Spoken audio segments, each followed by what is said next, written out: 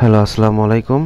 আজকে আমি শেখাবো এই মেথড ব্যবহার করার সময় একই লাইনের মধ্যে ইংরেজি ও বাংলা যদি লিখতে হয় তাহলে আমরা কিবোর্ডের F2 F3 ব্যবহার করে কিভাবে শর্টকাটে টাইম নিউ রোমান্স ও সুতা নিয়মটি নিয়ে আসতে পারি। তাহলে প্রথমে এই মেথড ফাইলটা ওপেন করলাম। ওপেন করার পরে আমার এখানে প্রথমে ধরেন বাংলা লিখতে হবে। আচ্ছা, বাংলা লেখার জন্য আমার এখানে চার্জ খুঁজতে হবে, সুতো নেমে নিয়ে আসতে হবে, তারপরে আমাকে লিখতে হবে।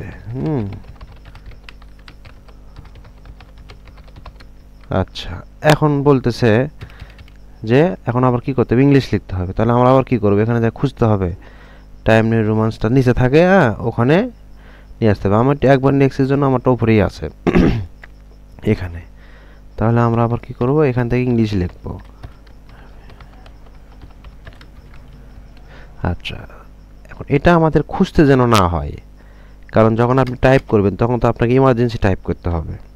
আপনি খুঁজবেন কখন, মাউস নিয়ে যাবেন কখন, বের করবেন। সেজন্য আমরা যেন F2 F3 এটা অটোমেটিক ব্যবহার করে শর্টকাটে যেন দ্রুত টাইম নিউ রোমান্স ও সুতো নেমে নিয়ে আসতে পারি, সেটা আমরা আজকে দেখব। তাহলে আমরা কি করব, এখানে গেলাম, অড অপশনে গেলাম, অড অপশন থেকে কাস্টম, কাস্টম থেকে কিবোর্ড শর্টকাট কাস্টম।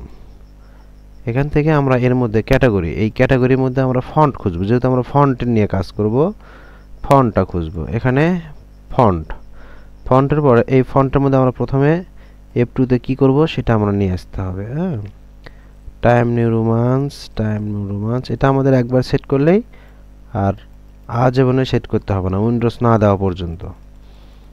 এটা থেকে যাবে টাইম নিউ রোমান্স মানে ইংলিশ। এই যে আচ্ছা, টাইম নিউ রোমান্স কোন শর্টকাটে দেবো, F2 দিলাম, এই যে এন্ড করলাম, এটা হয়ে গেছে।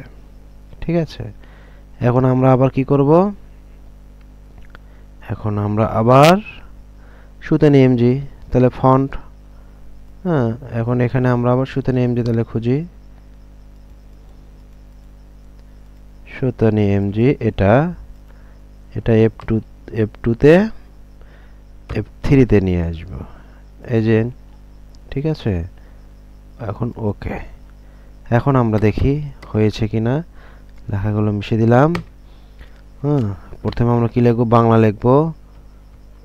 তাহলে বাংলা লিখলে কি করছি, F3 তে চাপ দিলাম, আমার সোনার বাংলা। এখন ইংরেজি লিখতে হবে, তাহলে আমরা কি করব, F2 তে চাপ দেব, হয়ে গেল বিহারি, হ্যাঁ হয়ে গেছে। আচ্ছা।